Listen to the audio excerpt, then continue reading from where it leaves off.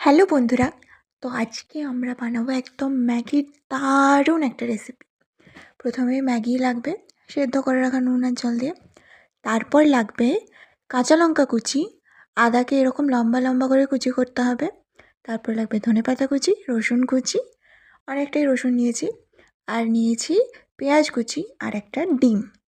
প্রথমেই কড়াইতে একটুখানি সাদা তেল গরম করে তাতে দিয়ে দিতে হবে রসুন কুচিগুলো।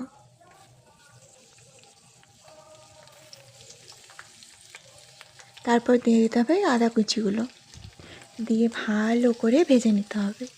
এই সময়তে নুন দিয়ে দিলেও ভালো হয়, তো নুন দিয়েই দিই এখনই। বেশি নুন লাগবে না, কারণ অলরেডি ম্যাগিতে নুন আছে।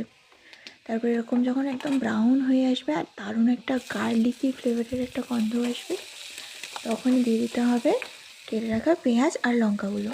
তারপরে ভালো করে ভাজতে হবে, বেশিক্ষণ নয়, ওই 2 থেকে 3 মিনিটের মতন। তার মধ্যে একটু পেঁয়াজটা একটু একটু সফট হয়ে যাবে, তখনই দিয়ে দিতে হবে পেঁয়াজ আর লঙ্কা, মানে এই সব যেগুলো ভাজলাম সেগুলোকে সাইড করে কড়াইয়ের এক ধারে ডিম দিয়ে দিতে হবে। সেই ডিমটাকে ভালো করে এভাবে ছোটো ছোটো করে ভেজে নিতে হবে। তারপর সব একসাথে মিক্স করে দিতে হবে। এর সময় দিয়ে দিতে হবে শুকনো লঙ্কা গুঁড়ো, কারণ আমার একটু বেশি ঝাল পছন্দ। আপনারাও যদি ঝাল পছন্দ করেন তাহলে দিয়ে দিতে পারেন। তারপর এই সময়তে আসলে আমি এক হাতে করে রেকর্ড করছি আর এক হাতে রান্না করছি, তো তাই সবটা দেখানো সম্ভব হয়নি। তো আমি ম্যাগির প্যাকেটটা এই সময়ে দিয়ে দিয়েছিলাম, মানে ম্যাগিটা দেওয়ার আগে এক প্যাকেট দিয়েছি, তারপরে ম্যাগিটা দেওয়ার পরে বাকি প্যাকেটগুলো দিয়েছি।